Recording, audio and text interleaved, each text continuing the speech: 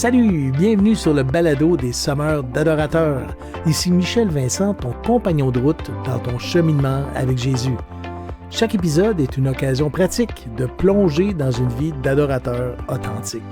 Alors installe-toi confortablement et bonne écoute!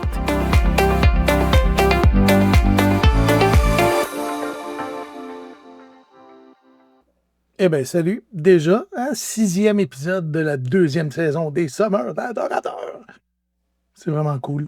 Oui, ben, comme tu l'as vu le mois passé, j'ai mis sur la chaîne une prédication que j'ai faite l'an passé à la conférence louange qu'on a eue. Il y a plusieurs personnes qui m'ont demandé que je la mette en ligne. Je ne l'avais pas. Merci Monica. Elle me l'a apporté. Je l'ai mis sur la chaîne et c'était pour vos cœurs et vos oreilles. Oui, ben, c'était une super prédication qui parlait de la puissance de la louange. Et bon, j'espère que ça t'a apporté quelque chose. Sinon, tu peux aller voir sur la chaîne puis la réécouter sans problème. Ce mois-ci, on va tester quelque chose. J'aimerais ça créer des shorts. Je me suis fait des petits... et on parle pas de culottes courtes, là, mais vraiment des petits formats pour appuyer le podcast qu'on va avoir aujourd'hui. C'est-à-dire que je vais voir comment ça va aller, je me sens libre, je ne me mets pas de pression. Mais bon, avec mon téléphone, te faire des petites réflexions, là, j'aimerais ça une fois par semaine. Honnêtement, ça dépend de l'horaire, ça dépend de plein de choses, mais on verra bien, ça serait vraiment chouette. Mon but, c'est toujours le même, de t'accompagner sur ton chemin d'adorateur. Puis, bon, je veux aussi... je dirais utiliser les réseaux sociaux. Hein. Les réseaux sociaux, c'est une belle plateforme, c'est un agora fantastique où on peut s'exposer et s'exprimer librement pour l'instant et c'est vraiment chouette. Donc, restez en ligne. Tu vas pouvoir voir à travers ma chaîne YouTube des petits formats courts, des shorts qui vont apparaître. Je vais en faire des petites références sur Instagram. Là, je réfléchis un peu à comment je veux briller et rayonner à travers les réseaux sociaux aujourd'hui et le mois prochain. Je m'adresse directement à ceux qui ont des fois l'impression d'être apathiques.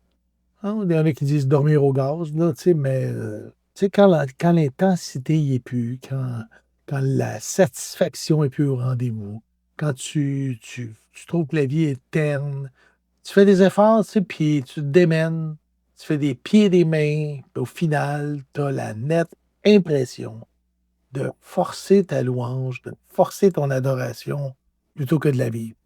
Ben, moi, je te dis, c'est simple. Arrête de forcer. Laisse vivre. Et c'est de ça qu'on parle aujourd'hui. Vois-tu, la raison est super simple, même bête peut-être. Tu réalises probablement pas que la clé pour avoir une adoration et une louange vraiment en feu, c'est que tu réalises qui tu es vraiment. Qui est-ce que tu es quand tu es en Jésus-Christ? Quand tu ne sais pas qui tu es, ben, tu continues de te comporter comme la personne que tu penses que tu es ou que la personne que tu étais.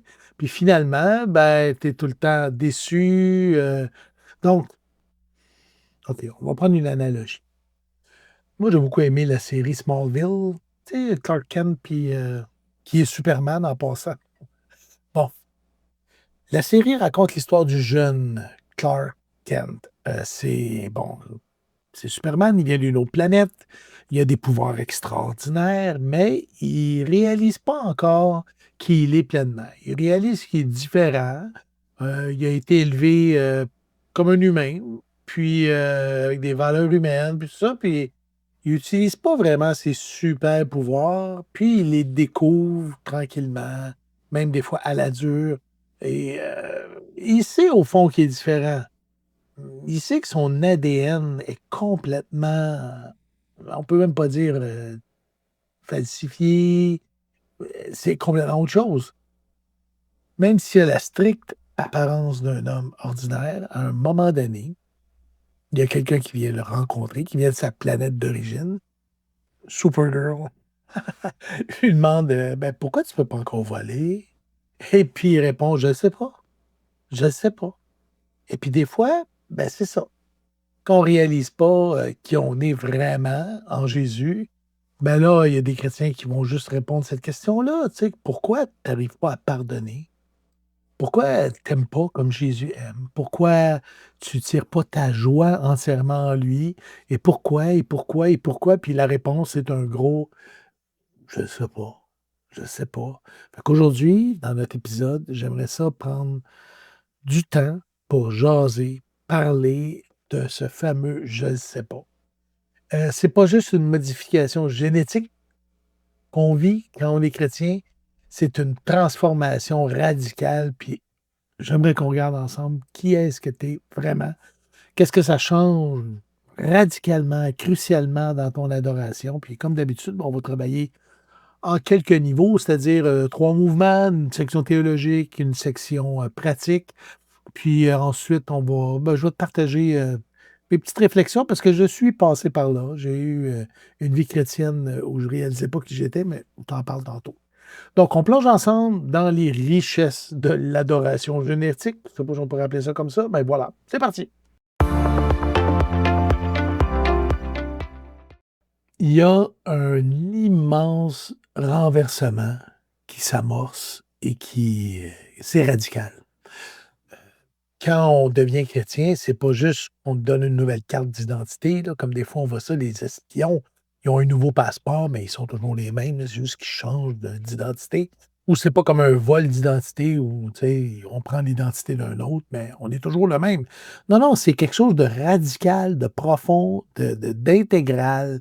C'est pas quelque chose qu'on a conquis et tu sais, nous, dans nos habitudes humaines de toutes les époques, l'identité, qui je suis, a toujours été, le résultat d'une quête, pour pas dire d'une conquête, pour savoir que, tu sais, on veut savoir qui on est. L'être humain, arrête pas de regarder ses performances. La philosophie s'en va dans ce domaine-là. On veut connaître nos origines, on veut découvrir nos succès, on veut être meilleur, on veut savoir nos échecs pour mieux nous évaluer.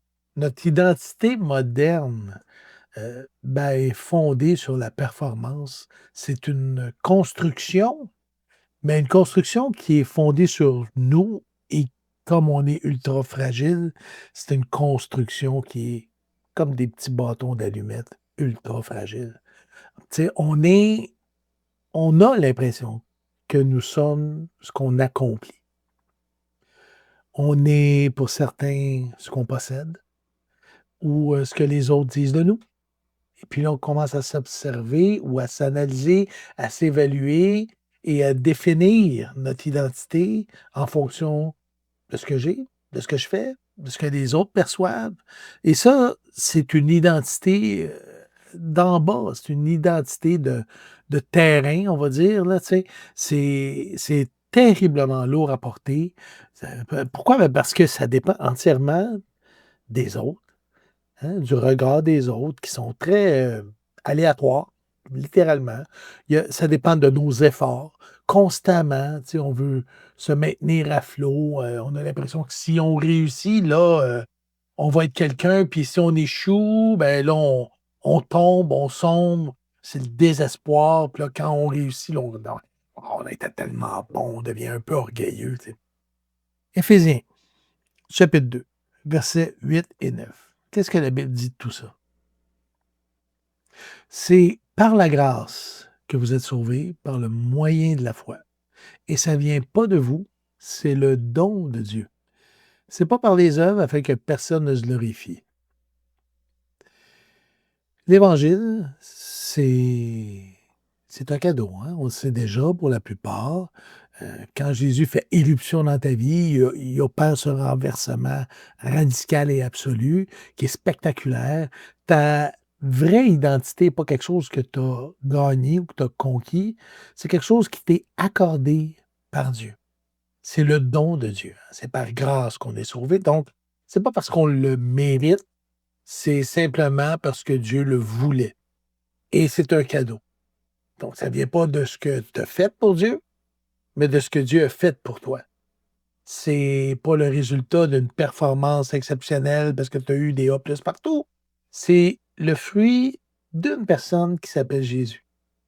Un Jean, versets 12 et 13. À tous ceux qui l'ont reçu, à ceux qui croient en son nom, elle a donné le pouvoir de devenir enfants de Dieu, lesquels sont nés non du sang, ni de la volonté de la chair, ni de la volonté de l'homme, mais de Dieu. Enfants de Dieu. Tu n'es pas simplement adopté, là. Tu es régénéré. C'est pas comme un enfant qu'on est allé chercher au Laos pour l'adopter. Tu es complètement renouvelé. C'est un changement on pourrait dire, de paradigme, de réalité profonde. C'est vraiment la clé de voûte de toute ton adoration. Pourquoi? Parce que tant que ton identité n'est pas fixée, c'est-à-dire que tant que tu n'es pas convaincu de qui est-ce que tu es, ben, tu vas toujours être en chantier pour essayer de te prouver. Hein, tu vas toujours avoir l'impression que tu n'es pas assez, tu n'es pas suffisant. Ta relation avec Dieu va toujours rester une espèce de négociation, hein, au lieu de quelque chose de relationnel, ça devient transactionnel. Donc, tu vas essayer d'acheter ou de gagner son approbation par ta piété. Hein, je prie plus, je loue mieux, je fais tout ce qu'il faut, je suis obéissant. Tu essaies d'acheter son approbation. Quand tu réalises que ton identité est ancrée d'une manière inébranlable en lui, dans une décision que de Dieu et uniquement de Dieu, sais-tu qu'est-ce qui se passe? Ben, ton cœur, il arrête de courir. C'est là que tu t'arrêtes, que tu contemples et que tu adores. Parce que tu ne peux rien apporter à l'autel. Tout a déjà été apporté. Cette mystérieuse profondeur de cette réalité-là, il y a une doctrine qui s'appelle l'union en Christ ou l'union avec Christ dans la théologie, là, qu'on appelle surtout dans le Nouveau Testament, évidemment. Paul l'utilise maintes reprises, des expressions comme nous sommes en Christ, nous sommes avec Christ, en lui. Tu sais, qu'est-ce que ça veut dire concrètement? Ben, 2 Corinthiens 5, verset 7. Si quelqu'un est en Christ, il est une nouvelle créature. Les choses anciennes sont passées, toutes choses sont devenues nouvelles. Ça signifie que par la foi, par l'action du Saint-Esprit, il y a une substitution spirituelle qui s'est opérée. C'est pas rien. C'est pas une fusion, c'est une substitution. Aux yeux de Dieu, ton ancienne identité de pécheur, ben, ou d'orphelin spirituel, si tu veux, de condamné, a été clouée sur la croix avec Jésus. Elle est morte, elle est enterrée. Maintenant, quand Dieu te voit, ben, il voit Jésus, sa vie, sa justice, sa pureté, son statut de fils bien-aimé, entièrement et totalement communiqué à toi. Luther, le théologien, appelait ça le joyeux échange. Romains 2 Corinthiens 5, verset 21. Celui qui n'a pas connu le péché, il l'a fait devenir péché pour nous afin que nous devenions en lui justice de Dieu. Des fois, c'est des tournures de phrases qui sont des fois peut-être difficiles à saisir, mais ici, c'est super clair. Celui qui n'a pas connu le péché, Jésus, il l'a fait devenir péché pour nous, afin que nous devenions en lui justice de Dieu. C'est une portée infinie pour cette vérité-là, pour notre réalité à nous. Quand ton Père, Dieu, te regarde aujourd'hui, il ne te voit pas à travers les lunettes de tes faiblesses, de tes manquements ou de tes doutes. Il voit Jésus. Et ça demande de la foi. C'est pas évident, mais c'est la réalité, c'est la vérité. C'est écrit, c'est clair, c'est à moi à y croire. Tu n'es pas juste infusé de la perfection même de Jésus. C'est plus toi qui vis, c'est Christ qui vit en toi. Ton identité n'est pas une version 2.0 améliorée de ton ancien toi, là. Tu comprends? Tu es vraiment différent. Tu es une création entièrement nouvelle. Tu partages légitimement tout le statut, tout l'héritage, toute l'affection que le Père a pour Jésus. Tu es son fils, tu es son enfant, tu n'es pas une adoption accidentelle, tu es un fils désiré. Euh, quand le Père dit de Jésus, en lui est mon fils bien-aimé en qui j'ai mis toute mon affection, il dit la même chose de toi. Il a mis en toi toute son affection. Galates 2, j'ai été crucifié avec Christ. Galates 2, 20. Et si je vis, c'est plus moi qui vis, c'est Christ qui vit en moi. Quand cette vérité théologique passe enfin de la tête au cœur, c'est sûr que ça ne peut pas faire de la présomption ou de l'orgueil. Ou encore de la paresse spirituelle. Bah, c'est un peu sauvé, on va laisser faire. Non! C'est supposé produire un traitement choc là, comme une piscine de grâce, un vrai vertige de grâce. L'esprit humain reste confondu devant une telle gratuité. C'est souvent là que ça bug. On n'ose pas y croire ou on le refuse. Parce que le simple fait de ne pas pouvoir rien apporter à Dieu, tout de suite en partant, nous enlève comme la capacité de pouvoir négocier avec lui. Quand finalement, non, on n'a rien à négocier. C'est là l'émerveillement. L'émerveillement naît précisément là, dans cet écart infini entre ce qu'on mérite, ce qu'on est, notre séparation et ce qu'on a reçu en Jésus. L'intimité dans l'adoption. Cet émerveillement-là, ben c'est ça.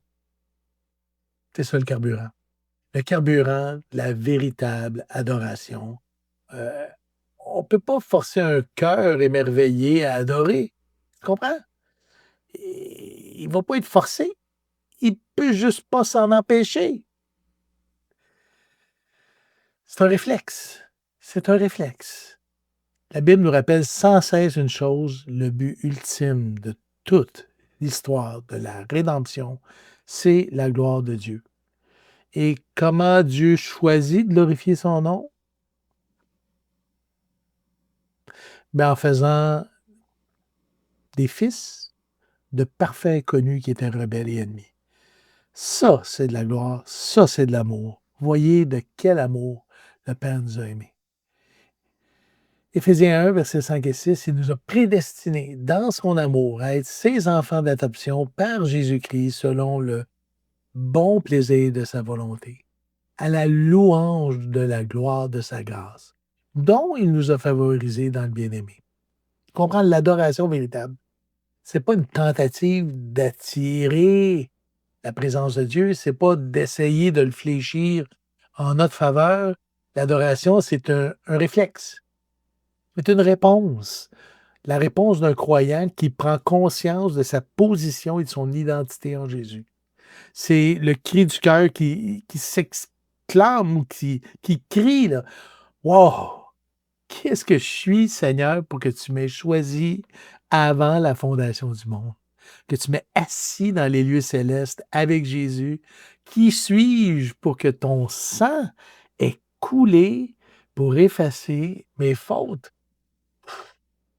Hébreux 10, versets 19 à 22. Ainsi donc, frères, puisque nous avons au moyen du sang de Jésus un libre entrée dans le sanctuaire par cette route nouvelle et vivante qu'il a inaugurée pour nous au travers du voile, approchons-nous donc avec un cœur sincère dans la plénitude de la foi. Dans l'Ancienne Alliance, les adorateurs s'approchaient du temple avec tremblement. Ils étaient séparés de la sainteté de Dieu par des voiles, des rituels stricts. Il fallait qu'ils fassent des choses, des sacrifices. Mais Jésus, parce que notre identité a été complètement recréée, ben le voile est déchiré. Notre accès est permanent. On est toujours avec lui. On n'adore plus pour entrer dans sa présence. On adore parce on est dedans. On adore parce qu'on y est installé à perpétuité. Ça commence le jour de ta conversion et ça se termine jamais. Pour l'éternité. C'est la certitude de mon identité. Ça désarme toute peur du jugement. Littéralement, quand la peur disparaît, ben tout ce qui reste, c'est la louange. La louange et un cœur qui s'élève à lui.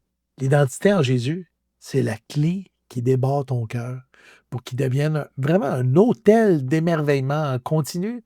Tu te lèves le matin, tu es émerveillé, peu importe ce qui se passe. Il y aura toujours ce point culminant-là qui est là dans ta face. Dieu m'aime. Dieu m'aime. Wow! C'est notre identité en lui, complètement nouvelle. Et ça change tout. La Bible est claire là-dessus. Être en Christ, en Jésus et en lui. Bon. Qu'est-ce que ça change demain? Qu'est-ce que ça change dans 5 minutes? Ben, 5 minutes, le podcast sera peut-être pas fini, mais pour dans 20 minutes? Ben, on passe de la conscience à l'expérience. C'est bien beau le comprendre ou le connaître ou citer des versets, mais quand la Bible dit dans Colossiens 3, versets 1 à 3, si donc vous êtes ressuscités avec Christ, cherchez les choses d'en haut, où Christ est assis à la droite de Dieu.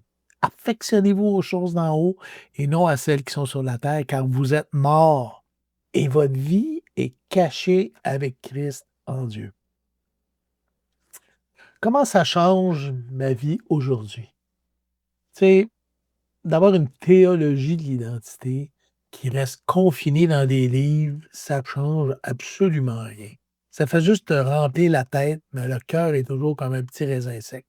Ça doit devenir quelque chose de pratique, quotidien, à tous les jours, une réalité qui s'expérimente au cœur même de ce bruit-là qu'on a au quotidien, la fureur, là, tu sais. C'est des journées de fou, là. C'est comment ma prise de conscience de mon identité en Jésus change ma vie aujourd'hui. Comment adorer le mardi matin quand tu as des courriels urgents qui arrivent ou le vendredi soir quand tu es brûlé de ta semaine? La clé réside dans un changement radical de point de départ. C'est pas compliqué.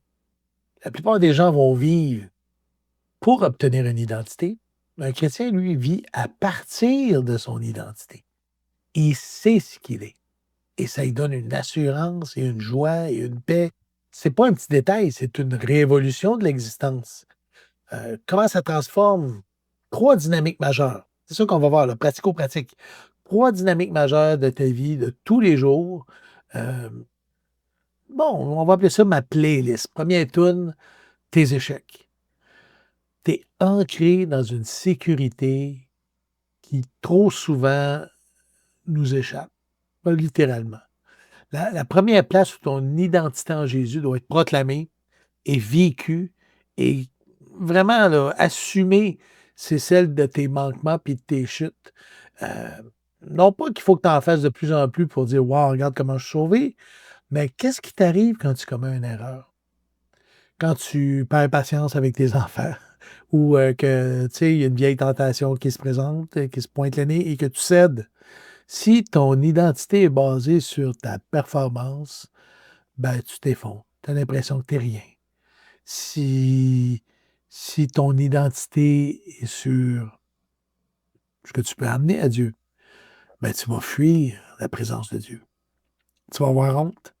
Tu vas être persuadé que tu as rompu le fil, puis ton adoration va s'éteindre là, remplacée par une espèce de silence lourd de culpabilité. Mais tu sais, Romains 8:1, il y a maintenant aucune condamnation pour ceux qui sont en Jésus-Christ. Est-ce que tu y crois? Pratiquement. Prendre conscience de mon identité en Jésus change radicalement le scénario parce que ton statut d'enfant de Dieu est ancré dans la fidélité de Christ et non pas dans la tienne. C'est pas ta fidélité dont il est question, c'est celle de Jésus. Ton échec ne change pas ton nom. Tu t'appelles toujours Christ. Tu restes un fils, tu restes une fille. Ça ne change pas. Mes petits-enfants, je vous écris ces choses. C'est 1 Jean 2, verset 1. Afin que vous ne péchiez point. Mais si quelqu'un pêche, on a un avocat auprès du Père, Jésus-Christ le juste, qui lui a payé pour nous. Donc, au lieu de fuir loin du Père, ton identité va te pousser à courir vers lui quand tu pêches. Ou quand, hey, quand tu agis un peu weirdo, là, pas trop, tu sais. Tu sais que Dieu désapprouve ce que tu as fait. Mais plutôt que de fuir, plonge dans ses bras. Confesse ton péché, pas pour gagner son amour, mais parce que tu es certain qu'il t'aime. C'est de la reconnaissance pure. L'adoration renaît au cœur même de la repentance. Tu t'émerveilles de voir que sa grâce est infiniment plus grande que tes échecs ou que tes manquements. Mon vieux, la vieille, ton lundi matin est plus gâché par l'autoflagellation. Du genre, encore une semaine, où je vais tomber, ou que ça ira pas bien, ou que t'es vendredi, que tu regardes ta semaine passée, tu te dis, ah, boy, hein? Non, t'es justifié. Justifié. Culpabilité, zéro. Désintoxication du regard des autres. C'est la deuxième chose. Deuxième tune de ta playlist qu'il faut que tu changes la cassette. On vit dans une culture de mise en scène permanente, hein, que ce soit sur Instagram, TikTok ou whatever. Nos lieux de travail, dans nos familles, partout sur nos fils d'actualité, on cherche toujours l'approbation humaine, soit par un like ou pas. On est esclave du «qu'en dira-t-on», terrifié par la critique, suspendu au jugement des autres. On a vraiment besoin de savoir si on a de la valeur et ça, on va en parler le mois prochain. C'est un esclavage qui est épuisant, qui tue notre authenticité et qui vient éroder notre véritable valeur et à un moment donné, on se met à douter. Galates 1:10. Maintenant, est-ce la faveur des hommes que je désire ou celle de Dieu? C'est Paul qui parle. Est-ce que je cherche à plaire aux hommes? Si je plaisais encore aux hommes, je ne serais pas un serviteur de Christ. Comment l'identité de Jésus agit ici? Ben, elle t'offre la liberté de vivre devant un public unique. Fini le grand public de 8 milliards de personnes.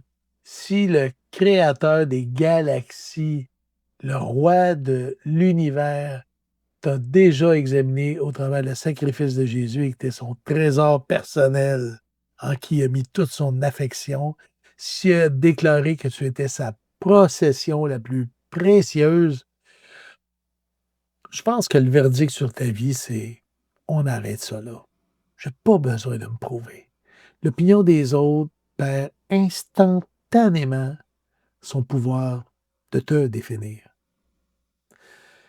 1 Corinthiens 4, versets 3 et 4. Pour moi, il importe fort peu que je sois jugé par vous ou par un tribunal humain. Paul disait ça. Celui qui me juge, c'est le Seigneur. Mais voilà, quand tu entres dans une pièce, dans une réunion difficile ou que tu sais que tu as fait quelque chose de pas correct, puis il y a une discussion tendue, tu n'as plus rien à prouver. Confesse, tu n'as plus d'image à défendre, plus de statut à acquérir. Tu es déjà pleinement approuvé. Oui, ta réputation, peut-être que les gens vont la tordre ou la détruire, mais qu'est-ce que ça change au bout si tu as Dieu avec toi? Si Dieu est pour toi, qui peut bien être contre toi? C'est une réalité radicale qui brise cette espèce d'anxiété sociale-là, cette jalousie-là, des fois, qu'on a aussi de se comparer. Tu deviens libre d'aimer, libre de servir sans attendre qu'on t'applaudisse. Ouais, ta vie entière devient un culte spirituel, un acte d'adoration, parce que chaque action est posée uniquement pour le plaisir de Dieu. Wouh! La troisième toune à changer dans ta cassette, c'est l'adoption élargie. Tu comprends? L'identité en Jésus transforme radicalement ton rapport à la communauté. On est dans une culture individualiste où vraiment, il y a un culte même de l'individu qui est là, tu sais, qui engendre une solitude profonde. Surtout, que ce soit en ville, mais aujourd'hui avec les réseaux sociaux, on est dans une ville mondiale et globale. On se protège, on s'isole. Pourtant, tu sais, Éphésiens 2, verset 19, ainsi donc, vous n'êtes plus des étrangers ni des gens du dehors, mais vous êtes concitoyens des saints, gens de la maison de Dieu. On a une nouvelle famille en Jésus. Et ça, c'est tellement important, tellement réconfortant. La théologie de l'identité nous rappelle une chose: Dieu t'a pas adopté, comme un enfant unique, individuellement, pour que tu restes une espèce d'électron libre là, tu sais, non, il t'a adopté en t'unissant à Christ, puis il t'a inséré dans une famille fantastique qui s'appelle l'Église. Si on partage le même esprit, le même papa, on partage le même ADN spirituel, donc la personne assise à côté de toi à l'Église, ben, avec ses différences, sa culture, avec ses excentricités peut-être ou, peu importe ses odeurs, en tout cas, c'est ton frère, c'est ta sœur, c'est ton sang, c'est le sang de Christ. Wow! Vivre cette identité-là au quotidien, c'est briser activement l'isolement. C'est cesser de consommer l'Église comme un spectacle le dimanche pour commencer à la vivre comme une famille élargie. Quand on se voit le dimanche, c'est la famille qui se rassemble. Quand tu prends soin d'un membre qui souffre, quand tu ouvres ta table, quand tu écoutes le cœur d'un frère ou d'une sœur sans la juger, tu ne fais pas juste une bonne action.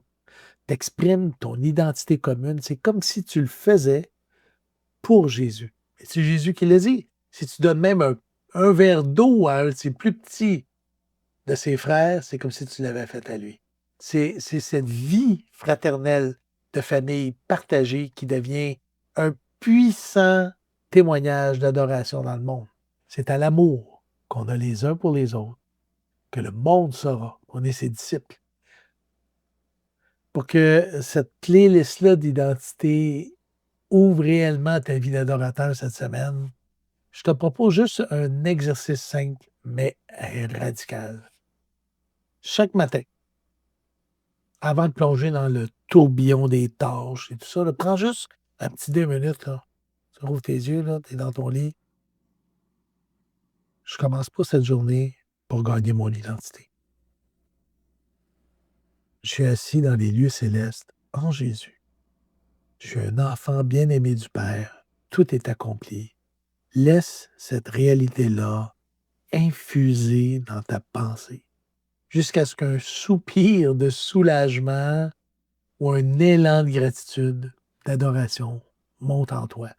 C'est dans cet instant d'émerveillement-là que commence la vraie adoration. Et garde ça toute la journée.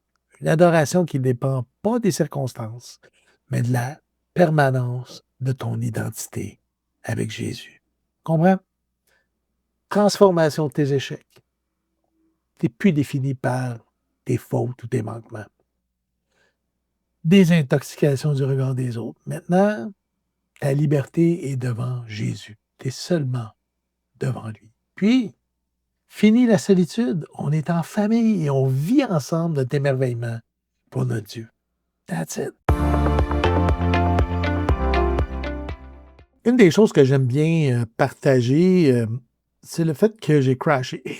Oui, il y a un moment, autour de la trentaine, ça faisait quelque chose comme 15 ans que Jésus était venu me saisir et je pensais que mon identité, c'était quelque chose d'acquis. En fait, je pensais pas tellement, puis pourtant, j'étais tout le temps vide, toujours, en train de me sentir jugé par le regard des autres, en train d'essayer d'être performant envers Dieu. Tout ce que j'aborde souvent comme sujet. Puis j'en parle souvent parce que je trouve ça important que les gens sachent que ça arrive, tu sais. Bon, oui, j'ai crashé solide, j'ai fait un burn-out, j'ai été médicamenté. Et justement parce que je saisissais pas ma vraie réalité, je me souviens encore de cet été où Dieu m'a touché et j'ai compris un début de quelque chose par rapport à mon identité. Je le savais dans ma tête.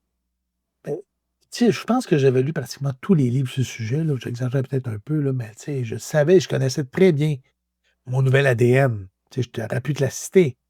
Sauf qu'entre savoir et connaître, il peut y avoir un long chemin. Entre la tête et le cœur, c'est très différent.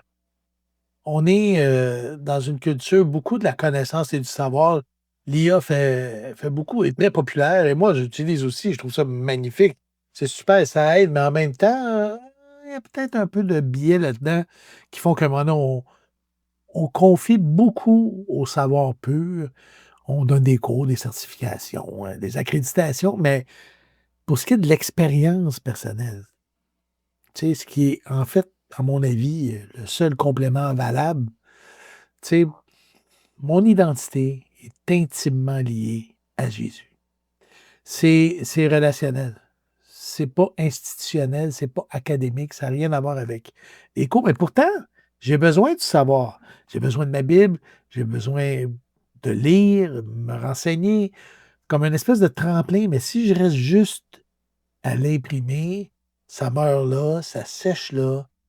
Tu sais, même ma lecture de la Bible, ça ne tient pas amplifié par le Saint-Esprit. Moi, je me dis, ça devient sec, vide, ça devient un désert au lieu d'une oasis à chaque fois que je prends du temps avec Jésus. C'est lui qui connecte avec Jésus. C'est lui qui donne la vie aux Écritures. Tu sais, ça fait 40 ans là, que je suis en pèlerinage avec Jésus. Je dirais que ce que je retiens, honnêtement, c'est que saisir mon nouvel ADN, c'est un exercice quotidien. Quand je dis quotidien, c'est à tous les jours. Ça va durer probablement, et j'en suis convaincu, comme ça, jusqu'à la fin de ma vie. Mon ancienne nature, mes biais passés, tentent constamment de me ramener à qui j'étais. Puis moi, ben, je veux pas. Je veux pas ça. C'est ça qui s'est passé durant cet été-là. J'ai réalisé que j'étais le capitaine de mon cœur. Maintenant que le Seigneur y régnait, j'avais une responsabilité. Celle de dire non. Non, je veux pas. Je veux te suivre. Je t'aime maintenant. Chacune de mes journées, c'est un choix que je fais pour t'adorer, t'élever, à regarder vers les choses positives. Ouais, j'ai fait une alliance avec Dieu. Je veux vivre une vie intense en Jésus. La vie chrétienne, c'est une vie relationnelle, tout d'abord, qui exige du temps. Rien à voir avec les tendances actuelles où on essaie d'avoir de l'instantané. Même, je parlais de l'IA tantôt, c'était encore un problème parce que là, on a tellement de réponses instantanées qu'on en demande encore plus plutôt que juste de jouir, juste de s'arrêter. Tu sais, on évalue, je l'ai vu dans les années passées, on évalue le christianisme au rendement, à la performance, au nombre de personnes, aux offrandes. J'ai souvent l'impression de naviguer un peu à contre-courant avec cette tendance-là d'adorateur. Oui, avec le monde, avec la société et malheureusement avec l'Église. On m'a souvent appelé contemplatif. Il y avait une petite touche sarcastique, un peu où on se met, tu sais, un peu comme si ma satisfaction en Jésus était perçue un peu comme de la nonchalance, tu sais, comme alors qu'en fait, c'est un lâcher-prise. C'est une confiance dans la providence de Dieu. Heu, je veux mettre le focus sur une seule chose qui soit vraiment importante, c'est Jésus. C'est lui qui me transforme, c'est lui qui me sauve, c'est lui qui ajoute à l'Église, hein, c'est lui qui nourrit l'Église, qui agit dans l'Église. Donc, honnêtement, la seule question qui soit vraiment importante, c'est: où est-ce qu'il est Jésus là? Mmh? Il est où dans ma vie? Il est où dans l'Église? Il est où dans la société? Pourquoi je me donne tout ce mal-là, tu vas me dire? Ben, parce qu'il y a pas d'autre chemin vraiment important. Tu sais, c'est le fruit de ma réflexion. C'est la seule chose qui compte vraiment. Comme Marthe et Marie, il y a juste une chose, c'est celle d'être aux pieds de Jésus. Puis tant pis si je passe pour un weirdo contemplatif. Tu sais, je sais que la clé est en lui et en lui seulement. C'est la seule clé qui va me permettre de me satisfaire et de voir la vie avec joie, avec paix, avec sérénité, avec amour. Tu sais, juste le fait d'aimer, mon identité me permet d'aimer. Parce que maintenant que je sais que je suis aimé, et pas un peu, là, je ne suis pas aimé par quelqu'un qui est limité dans son amour, je suis aimé par le Père des Lumières, mon Père Tout-Puissant qui m'aime comme si j'étais son trésor. Qu'est-ce que j'ai à perdre maintenant? Aimons, aimons, aimons notre prochain pour aimer comme lui m'aime. Parce que c'est lui mon papa. Qu'est-ce que ça peut ajouter de plus dans ma vie sinon encore plus de joie, encore plus de paix, encore plus de satisfaction en lui, de connaissance de lui qui est en fait le but de tout. Et honnêtement, une des prières que je fais, c'est Seigneur, j'espère que quand tu vas revenir, je ne serai pas trop surpris quand je vais te voir. Bon, qu'est-ce que ça résonne pour toi, tout ça? Dis-le moi en commentaire. Moi, j'aime ça lire ce que ça te dit, ce que ça te fait. Euh, Prends-le-moi pour mijoter ce qu'on vient de dire. Il y avait beaucoup de stock aujourd'hui. Te satisfaire uniquement lui dans ton nouvelle identité. C'est le but ultime, là. Le but ultime. Le mois prochain, j'aimerais ça approfondir un thème qui est directement lié à celui qu'on a vu de l'identité, c'est la valeur. Qu'est-ce que tu vaux? Qui a fixé le prix? Comment on transactionne tout ça? D'ici là, écoute, like l'épisode, hein, aime-la, partage-la, ça fait que les algorithmes font que la bonne nouvelle d'adorateur se partage à travers le web. Puis bon, tout ce que je peux dire, c'est, ben, je n'oublie pas les prochains shorts qui s'en viennent et à plus! Tu viens d'écouter le balado des sommeurs d'adorateurs. Pour continuer l'aventure, clique sur le lien en description. À plus!